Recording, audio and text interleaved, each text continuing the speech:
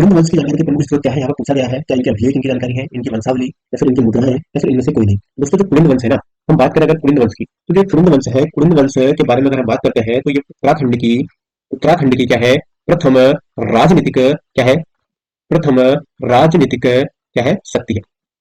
ठीक है, ऐतिहासिक शक्ति नहीं है, यह राजनीतिक शक्ति है। ठीक हो गया। और इनकी जानकारी हमें कहाँ से मिलती है, तो दोस्तों इनकी जानकारी के जो स्रोत है ना, हमको इनकी मुद्राओं से पता चलता है। तो जो इनकी मुद्राएं हैं, तो इनकी मुद्राओं से हमें पता चलता है कुलिंद वंश के बारे में। तो इनकी मुद्राओं से रिलेटेड बहुत सारे प्रश्न बनते हैं कि इनकी मुद्राएं कहाँ कहाँ से मिली है।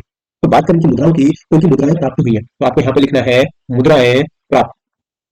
तो कहाँ कहाँ से मुद्राएं प्राप्त हुई है, तो दोस्तों इनकी जो मुद्राएं प्राप्त हुई है, एक तो हुई आपकी खतियूर, खतियूर और अठूर। ये कहाँ से प्राप्त हुई है, ये हुई है दोस्तों आपका टिहरी से। कहाँ से, टिहरी से। उसके उसके बाद देवढुंगा। ये जो देवढुंगा है, ये कहाँ है, देवढुंगा उत्तरकाशी से, उत्तरकाशी। ठीक है, देवढुंगा उत्तरकाशी। और सुमाड़ी, सुमाड़ी और क्या है, पहला गांव, ये कहाँ है आपका, ये है आपका दोस्तों श्रीनगर, श्रीनगर। और उसके बाद कहाँ से हुई है, कत्यूर घाटी, कत्यूर घाटी। ये रहा दोस्तों, ये है आपका अल्मोड़ा। तो यहाँ से हमें क्या है, मुद्राएं प्राप्त हुई है।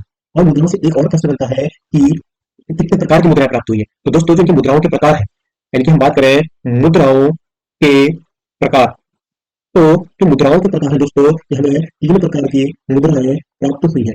उनमें से पहला तो है दोस्तों अमूर्त भूति प्रकार की, अमूर्त भूति प्रकार की।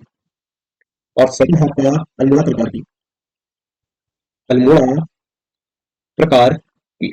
और तीसरा है आपका छत्तीसगढ़ प्रकार की, छत्तीसगढ़ या फिर इसको कहते हैं दोस्तों छत्तीसगढ़ प्रकार की। ठीक है, तो यहाँ पर 3 प्रकार की मुद्राएं प्राप्त हुई है। और जो अमोघ भूति था, कौन, जो ये अमोघ भूति था दोस्तों, अमोघ भूति के बारे में एक प्रश्न बनता है कि सबसे शक्तिशाली शासक कौन था, सबसे प्रतापी शासक कौन था, अमोघ भूति था।